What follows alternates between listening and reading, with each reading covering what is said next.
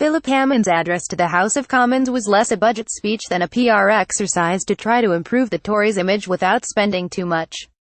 To this end he addressed problems highlighted by the parliamentary opposition or charities engaged in softening the blow of his government's austerity offensive, made sympathetic noises and doled out amounts too pitiful to meet acute needs. On some issues, the Chancellor simply put his hands up, admitted the Tories were bang to rights and borrowed a policy from Labour's election manifesto. His backbench MPs were under instructions to roar their appreciation and laugh at his jokes, even though everyone, including Hammond, knows that he remains just one cock-up away from the sack.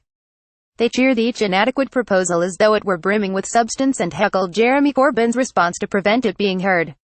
Their efforts could not alter the fact that the budget was a damp squib that will benefit business profits to an extent while leaving workers' pay in the deep freeze. Most remarkably, the Chancellor missed the chance to deal with key issues such as housing, social care and public sector pay because he is constrained by the government's dogged addiction to the capitalist austerity agenda first imposed by his sacked predecessor George Osborne. As Corbyn pointed out, the original, all in it together, justification for government spending cuts and a public sector pay freeze was that this would enable the deficit to be cleared by 2015. This was changed to 2016, then 2017, 2020 and is now floated as around 2025, making a mockery of Osborne's pretensions and indicating that his replacement is cut from the same tatty cloth. At least 7 years of pay restraint has hit public sector workers and their families hard over this period. Rather than help millions out of their predicament, Hammond prefers to divide and rule, making some cash available to the police, prison and health services while ignoring the case for education, social care and other essential sectors. The Chancellor has been assailed by critics on all sides of the House, together with public representations over concerns about universal credit, but has failed to take the necessary measures to get it right.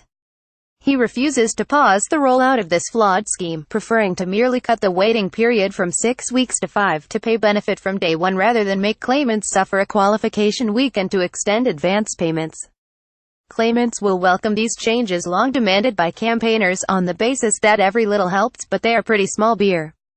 Hammond has clearly decided that solving the problem of mass homelessness is too difficult to deal with, so he has opted for gimmicks such as doing away with stamp duty, which, in the absence of concrete proposals to build affordable local authority homes to rent, as even his colleague Communities Secretary Sajid Javid had proposed, can only be expected to push prices up.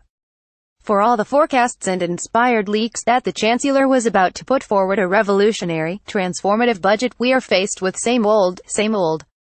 1/6 of all pensioners live in poverty today, with a virtual guarantee of seeing that proportion rise as the incomes of workers and claimants lose value, making it all but impossible to prepare for life after retirement.